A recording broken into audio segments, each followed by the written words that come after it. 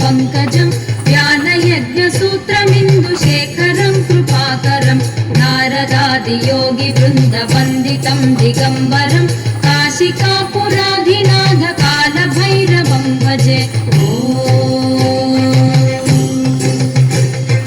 भानुकोटिभास्वरं भवाब्धितारकं परं नीलकण्ठमीप्सितार्थदायकं त्रिलोचनं कालकालमम्बुजाक्षमक्षशूलमक्षरं काशिकापुराधिनाथ कालभैरवं भजे। शूलटङ्कपाशदण्डपाणिमादिकारणं श्यामकायवादिदेवमक्षरं निरामयं भीमविक्रमं प्रभुं विचित्रताण्डवप्रियं काशिकापुराधिनाथ कालभैरवं भजे।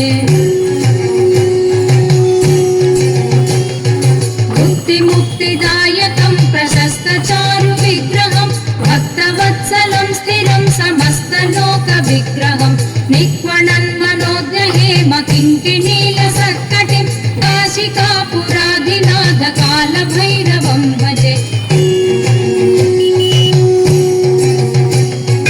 धर्मसेतुपालकं स्वधर्ममार्गनाशकं कर्मपाशमोचकं सुशर्मदायकं विभुं स्वर्णवर्णकेशपाशशोभिताङ्गनिर्मलं काशिकापुराधिनाथ कालभैरवं भजे।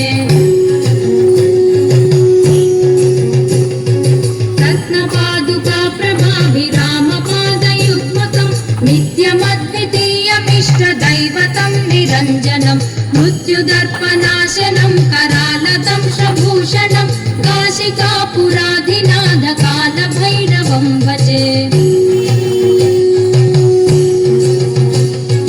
अट्टहासभिन्नपद्मजाण्डकोशसन्ततिं दृष्टिपातनष्टपापजालमुग्रशासनम् अष्टसिद्धिदायकं कपालमालिकाधरं काशिकापुराधिनाथ कालभैरवं भजे।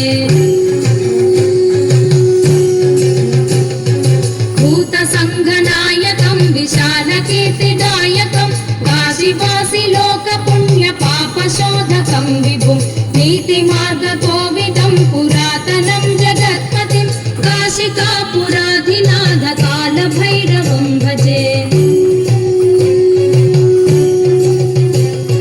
कालभैरवाष्टकं पठन्ति ये मनोहरं ज्ञानमुक्तिसाधकं विचित्रपुण्यवर्धनं शोकमोहलोभदैन्यकोपतापनाशनं ते प्रयान्ति कालभैरवाङ्घ्रिसन्निधिं ध्रुवं काशिकापुराधिनाथ कालभैरवं भजे। काशिकापुराधिनाथ कालभैरवं भजे। कालभैरवं भजे। कालभैरवं भजे।